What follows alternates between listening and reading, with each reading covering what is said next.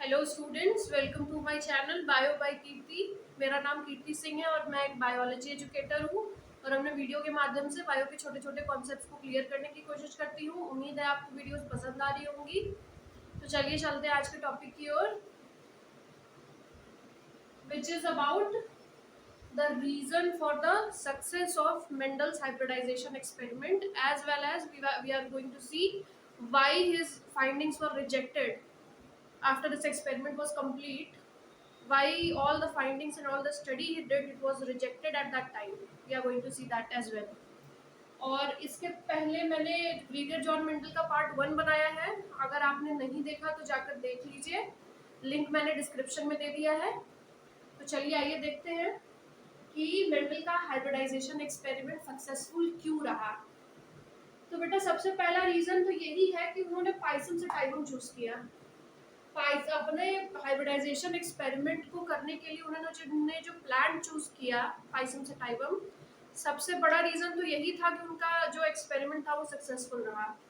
ठीक है, क्योंकि उस प्लांट को यूज करने के बहुत सारे एडवांटेजेस थे। क्या एडवांटेजेस थे बेटा?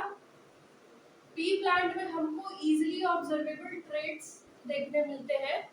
ठीक है, उन्होंने ट्रेड्स को ही स्टडी किया था, किस तरीके से ट्रेड्स एक जनरेशन, ट्रेड्स का मतलब क्या होता है? Alternate forms of a character.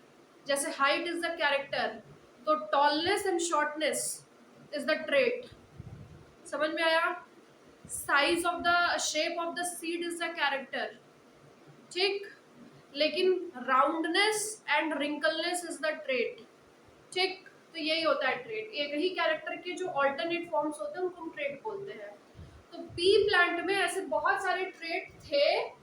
ठीक है, ऐसे बहुत सारे ट्रेड विजिबल होते हैं, थे क्या, अभी भी होते ही हैं, जिसकी मदद से उनको हाइब्रिडाइजेशन एक्सपेरिमेंट करने में आसानी हुई।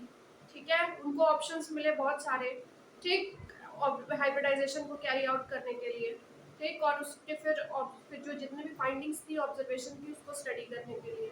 तो पी प्लांट में बहुत सारे multiple observable traits easily visible होते हैं, वन ऑफ द रीजन। दूसरा, it is a bisexual plant. ठीक, मतलब मेल और फीमेल रिप्रोडक्टिव ऑर्गन्स एक ही फ्लावर में रहेंगे, तो सेल्फ फर्टिलाइजेशन तो आराम से हो जाएगा। ठीक है, क्रॉस फर्टिलाइजेशन भी हम करवा सकते हैं उसका आर्टिफिशियल तरीके से। ठीक है, वो बैगिंग, इमैस्कुलेशन वगैरह करके। ठीक, तो क्योंकि it is a bisexual flower, open होता है, तो इसमें सेल्फ फर्टिलाइजेशन भी और क्रॉस फर्टिलाइजेशन भी दोनों आसानी से हो सकता है। तो जो ब्रीडिंग करवाई जा रही है, ठीक है, वो ब्रीडिंग को कंट्रोल किया जा सकता है। ठीक है, क्योंकि उसमें सेल्फ फर्टिलाइजेशन और क्रॉस फर्टिलाइजेशन इजीली हो जाता है इस वजह से। ठीक है, तो plants can be controlled bread. ठीक, जिसकी वजह से एक्सपेरिमेंट बिकेम इजी। तीसरा, it has a short life span.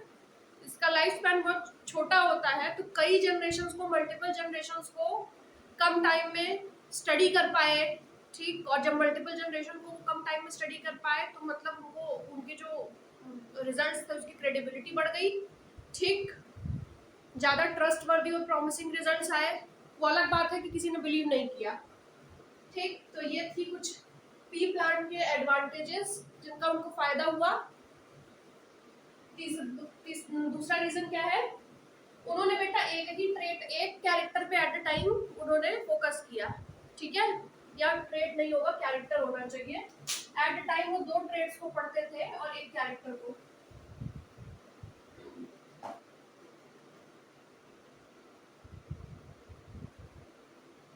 ठीक है, उन्होंने एक कैरेक्टर एट अ टाइम पढ़ा। ठीक, पेयर बना, जोड़ा बना के किए थे ना एक्सपेरिमेंट, तो जोड़े में क्या होता था? वो सिर्फ एक कैरेक्टर को ऑब्जर्व करते थे। जोड़ा ऐसा रखते थे कि सारे कैरेक्टर सेम सेम हो, बस एक डिफरेंट हो, और वही जो डिफरेंट होता था उसी को स्टडी करते थे। ठीक, एक ही ट्रेट, एक ही कैरेक्टर के दो ट्रेट्स पे वो काम करते थे, तो वो एक ही कैरेक्टर के दो ट्रेट्स है ना, तो एट अ टाइम वो एक ही कैरेक्टर पे काम करते थे। ठीक, ऐसा प्लांट जोड़ा जो बनाते थे ब्रीडिंग करवाने के लिए, वो जोड़ा ऐसा रखते थे कि सारे सारे कैरेक्टर सेम हो, बस एक कोई डिफर करे। ठीक, तो एक कैरेक्टर पे एक बार में फोकस की, जिससे क्या हुआ, वो इजी, जो स्टडी थी वो इजी हो गई। ठीक, और स्टडी इजी होने से क्या हुआ कि वो जो लॉज ऑफ इनहेरिटेंस थे और ये जो भी चीजें थी, उन्होंने मतलब प्रोसेस को कॉम्प्लिकेट नहीं किया, वो उन्होंने एक कैरेक्टर पे एक बार में फोकस किया, जिसकी वजह say that study became easy. ठीक, तीसरा क्या बेटा, उन्होंने लार्ज सैम्पलिंग साइज लिया था which gave credibility to the data he collected। ठीक है, at a time multiple plant, मतलब बहुत सारों पे एक्सपेरिमेंट। एक लार्ज सैम्पलिंग साइज का मतलब यही होता है कि वो जो क्वांटिटी थी, मतलब जितने नंबर ऑफ प्लांट्स थे जिस पे वो एक्सपेरिमेंट कर रहे थे, तो बहुत सारे प्लांट्स उन्होंने लिए। ठीक, तो सैम्पलिंग साइज क्या था, लार्ज था। अब आप अगर लार्ज सैम्पलिंग साइज रखते हैं तो आपके जो रिजल्ट्स होते हैं, हम कभी भी केमिस्ट्री में वगैरह में भी जब एक्सपेरिमेंट करते हैं तो कई बार रिपीट करते हैं ना। कई बार रिपीट इसीलिए तो करते हैं ताकि वो जो अब आपका रिजल्ट आए उसकी जो क्रेडिबिलिटी हो या रिलायबिलिटी हो वो जिस हद तक हो सके वो एक्यूरेट आ सके। ठीक है, तो एक्यूरेसी के लिए इन्होंने क्या किया, लार्ज सैम्पलिंग साइज लिया, बहुत सारे प्लांट्स पे एक्सपेरिमेंट किया एक बार में। ठीक, जिससे इनके रिजल्ट की क्रेडिबिलिटी बढ़ गई। समझ में आ गया, ज्यादा ट्रस्ट वर्दी रिजल्ट्स आए। ठीक, चौथा क्या है बेटा, statistical analysis and mathematical logic was applied. Bio में उन्होंने स्टैटिस्टिक्स अप्लाई की थी, मैथमेटिशियन थे ना, तो उन्होंने क्या किया था, स्टैटिस्टिक्स और मैथमेटिकल लॉजिक अप्लाई किया था बायोलॉजी पे, और ये बहुत बड़ा प्लस पॉइंट था। अगर वो ये ना करते, ये चीज ना करते, तो ये लॉज ऑफ इनहेरिटेंस कभी फ्रेम ना हो पाते। तो बहुत बड़ा एडवांटेज था इनके मैथमेटिशियन होने का, क्योंकि उन्होंने मैथमेटिक्स लगा दी कहाँ पे, बायो पे। तीसरा क्या था बेटा, पांचवा पॉइंट क्या है, प्योर लाइंस या ट्रू रीडिंग लाइंस को उन्होंने चूज किया। ठीक है, प्योर लाइंस बता चुके हैं, प्योर लाइंस क्या होती हैं, ऐसा प्लांट जो कि बहुत अरसे तक, कई जनरेशन तक जिसमें सेल्फ फर्टिलाइजेशन हुआ हो, तो उसमें क्या होते हैं, कैरेक्टर्स कंसिस्टेंट हो जाते हैं। ठीक है, तो उन्होंने प्योर लाइंस ली, और प्योर लाइंस लेने का भी उनको एडवांटेज मिला। ठीक, प्योर लाइंस लेने से क्या होता है, जो वेरिएशन होता है वो कम होता है।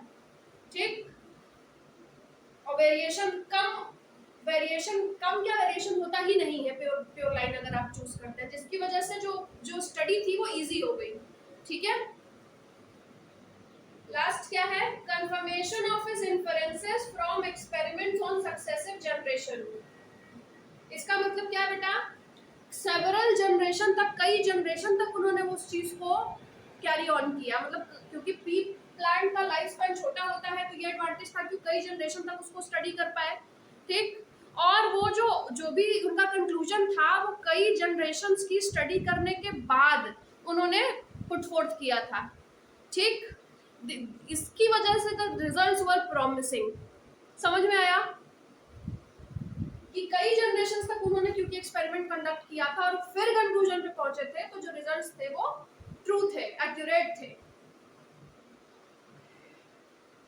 और एक एडवांटेज ये भी था बेटा कि ही वॉज वेरी फॉर्चुनेट कि जिन कैरेक्टर्स को उन्होंने चूज किया था, ठीक है, जिन कैरेक्टर्स को उन्होंने चूज किया था स्टडी करने के लिए, बाई चांस वो कैरेक्टर्स वैसे थे जिनमें लिंकेज नहीं था, जिनकी जीन्स में लिंकेज नहीं प्रेजेंट था, linkage was not present in the characters he was studying. ठीक है, ये बहुत अच्छी बात थी, वरना उनके रिजल्ट सब उथल पुथल हो जाते हैं। जो 7 पेयर ऑफ कंट्रास्टिंग कैरेक्टर्स उन्होंने चूज किए थे, उनमें लिंकेज नहीं पाया जाता था, मतलब by chance he was very fortunate, उन्हें डिस्कवरी करनी थी, तो उसमें उन कैरेक्टर्स में लिंकेज नहीं था। लिंकेज क्या होता है हम लोग देखेंगे आगे।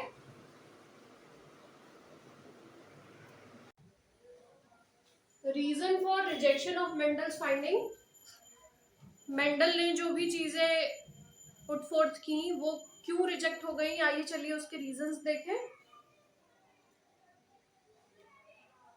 पहली बात तो कम्युनिकेशन वाज नॉट इजी। ठीक है, इतना ज्यादा मीडिया और ये सारी चीजें उस टाइम इतनी थी नहीं, ठीक, कि इनको कवर किया जाता बहुत ज्यादा। और जिन भी जर्नल्स में उन्होंने छपवाई थी बातें, वो जर्नल्स भी बहुत ही ऑब्सक्योर टाइप के थे, मतलब बहुत वेल नोन नहीं थे, तो बहुत ज्यादा लोग उसको पढ़ते नहीं थे, तो बहुत लोगों तक ये बातें पहुंची नहीं। पहली बात, वो जर्नल्स ही फालतू थे टाइप के थे थोड़े, जिसमें इन्होंने पब्लिशिंग की थी।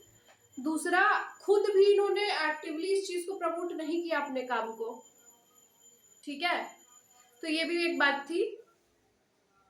दूसरा बेटा, उसी टाइम डार्विन की थ्योरी ऑफ इवोल्यूशन भी उस टाइम बहुत ज्यादा ध्यान खींच रही थी अपनी ओर, वो सेम टाइम था, ओवरलैप कर रहा था जिस टाइम मेंडल ने अपनी थ्योरी दी थी और डार्विन ने अपनी थ्योरी दी थी। तो साइंटिस्ट का ध्यान ये डार्विन की थ्योरी ऑफ इवोल्यूशन पे ज्यादा था उस वक्त। समझ में आया? और एक और चीज से रिलेटेड थी, believe in the blending of characters. अभी आपको जब हम हाइब्रिडाइजेशन एक्सपेरिमेंट पढ़ाएंगे तो बताएंगे कि उसमें क्या होता है। मतलब मेंडल का मानना था कि जो कैरेक्टर्स होते हैं, मतलब दो ट्रेट्स हैं कि कैरेक्टर के दो ट्रेट्स हैं, तो इनकी ब्लेंडिंग नहीं होती कभी भी। ठीक, उन्होंने डोमिनेंट और रिसेसिव ट्रेट की बात की थी, ब्लेंडिंग ऑफ ट्रेट की बात नहीं की थी। ठीक है, मेंडल ने जो भी कैरेक्टर्स के जो ट्रेट्स स्टडी किए थे उन्होंने बात की थी कि एक डोमिनेंट होता है और एक रिसेसिव होता है, उन्होंने ये बातें बोली थी। ठीक, ब्लेंडिंग की बात नहीं की थी कि बच्चे में दोनों की ब्लेंडिंग हो जाएगी, दोनों ट्रेट्स की, और कुछ इंटरमीडिएट टाइप का ट्रेट दिखेगा। समझ में आया? पी प्लांट में पढ़ रहे थे, पी प्लांट के बारे में पढ़ रहे थे, सपोज करो हाइट की बात है। ठीक, तो हाइट अगर एक प्लांट लॉन्ग है, ठीक, तो लॉन्ग में उसकी हाइट सपोज करो 2 मीटर की है लॉन्ग वाले की, और 1 मीटर की है शॉर्ट वाले की। तो इनका जो ऑफस्प्रिंग होगा, ठीक, उसमें वो या तो 2 मीटर का रहेगा, इतना टॉल रहेगा, और या तो वो 1 मीटर का रहेगा, ड्वार्फ रहेगा। या तो जितनी पेरेंट की हाइट है दोनों में से कोई एक हाइट ही लेगा वो, कोई इंटरमीडिएट हाइट 1.5 मीटर की हाइट नहीं आएगी। समझ में आया? अगर 1.5 मीटर की हाइट आ रही होती तब हम मानते कि ट्रेड्स ब्लेंड कर रहे हैं। शॉर्ट और लॉन्ग और ड्वार्फ मिल करके एक ट्रेड की ब्लेंडिंग हुई और एक इंटरमीडिएट हाइट प्रोड्यूस हुई, तब माना जाता। उन्होंने जब एक्सपेरिमेंट किया तो देखा कि फर्स्ट जनरेशन में सारे टॉल आ गए। ठीक, टॉल और ड्वार्फ को रिप्रोड्यूस करवाया तो सारे बच्चे टॉल आ गए। ठीक, उन्हीं बच्चों का उनकी सेल्फिंग करवा दी, सेल्फ फर्टिलाइजेशन करवा दिया। तो उसके जो सेकंड जनरेशन के बच्चे आए उसमें टॉल भी आए और ड्वार्फ भी आए। जो टॉल थे उनकी हाइट 2 मीटर और जो ड्वार्फ थी उनकी 1 मीटर थी। कहीं आपको 1.5 मीटर की हाइट नहीं मिली, मतलब ब्लेंडिंग नहीं हुई। समझ में आया? तो जो मेंडल की थ्योरी थी उन्होंने वो बताया था, उनके हिसाब से कैरेक्टर्स ब्लेंड नहीं होते, एक डोमिनेंट होता है और एक रेसेसिव होता है। डोमिनेंट वाला रेसेसिव को ओवर पावर कर देता है, मतलब रेसेसिव वाले को दिखने नहीं देता, खुद दिखता है अगर दोनों साथ में प्रेजेंट होंगे तो। समझ में आया? वो उन्होंने ये बातें की थी। लेकिन उस टाइम के साइंटिस्ट का बिलीफ क्या था कि कैरेक्टर्स की ब्लेंडिंग होती है, जिसको कि मेंडल की थ्योरी कंट्राडिक्ट कर रही थी। और यही वाली ब्लेंडिंग वाली बात जो है, यही वाली बात कहीं ना कहीं डार्विन की थ्योरी में भी नजर आ रही थी। ठीक है, और साइंटिस्ट का ध्यान उस समय पूरी तरीके से डार्विन की थ्योरी पर था, और वो कहीं ना कहीं ब्लेंडिंग पे बात जा रही थी डार्विन की थ्योरी ऑफ इवोल्यूशन से। ठीक, तो उस वजह से भी जो है कि मेंडल को नुकसान सहना पड़ा, उनकी बात पे किसी ने बिलीव नहीं किया। थर्ड पॉइंट बेटा, फैक्टर्स की बात की थी। देखो, जीन टर्म मेंडल ने नहीं दिया, मेंडल को जीन क्या होती है पता भी नहीं था। ठीक, समझ में आया? बाद में हम लोग जानते हैं जीन के बारे में, मेंडल नहीं जानते थे। तो उनका ये कहना था कि ये जो ट्रेट अपीयर हो रहा है, लॉन्ग हाइट वाला जो ट्रेट है, ड्वार्फ हाइट वाला जो ट्रेट है, ये किसी न किसी फैक्टर की वजह से आ रहा है। ठीक है, उन्होंने फैक्टर वर्ड यूज किया था, ना कि जीन। ठीक, कि फैक्टर की वजह से आ रहा है, कोई फैक्टर है जिसकी वजह से दो लंबा प्लांट बन रहा है, एक फैक्टर जिसकी वजह से छोटा प्लांट बन रहा है। उन्होंने फैक्टर टर्म दिया था। ठीक, जीन बाद में वही फैक्टर जीन कहलाने लगा, लेकिन उनके टाइम में जीन की खोज नहीं हुई थी। तो उन्होंने बोला कि एक कोई फैक्टर है हर ट्रेट के लिए। ठीक है, लंबी हाइट का एक फैक्टर है, छोटी हाइट का एक फैक्टर है, राउंड सीट का एक फैक्टर है, रिंकल्ड सीट का एक फैक्टर है। ठीक, इन्फ्लेटेड पॉड का एक फैक्टर है, कंस्ट्रिक्टेड पॉड का एक फैक्टर है। तो उन्होंने फैक्टर की बात कही थी, लेकिन फैक्टर तो सेल के अंदर, प्लांट के अंदर है ना, फैक्टर को वो आइसोलेट करके निकाल नहीं पाए उसमें से। ठीक, तो ये खाली उनका एक एजम्पशन था। ठीक, उसका वो कोई फिजिकल एविडेंस नहीं दे पाया। अगर उसी फैक्टर को आइसोलेट करके रख देते कि देखो यही फैक्टर है जिसकी वजह से लंबी हाइट आ रही है, ये फैक्टर इसकी छोटी हाइट आ रही है, तो वो फैक्टर का फिजिकल प्रूफ हो जाता। तो फैक्टर को आइसोलेट कर नहीं पाए, तो मतलब फैक्टर का कोई फिजिकल एविडेंस वो नहीं दे पाए,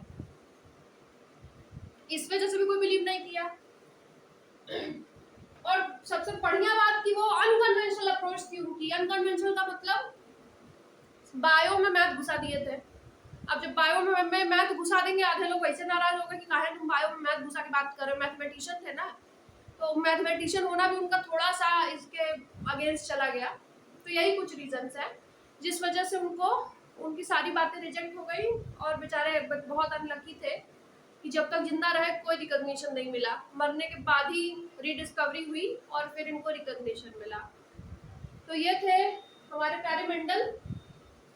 उम्मीद है आपको समझ आ गया होगा, और अगर समझ आया तो अपना फीडबैक जरूर दीजिए कमेंट सेक्शन में, and do like share and subscribe. Thank you.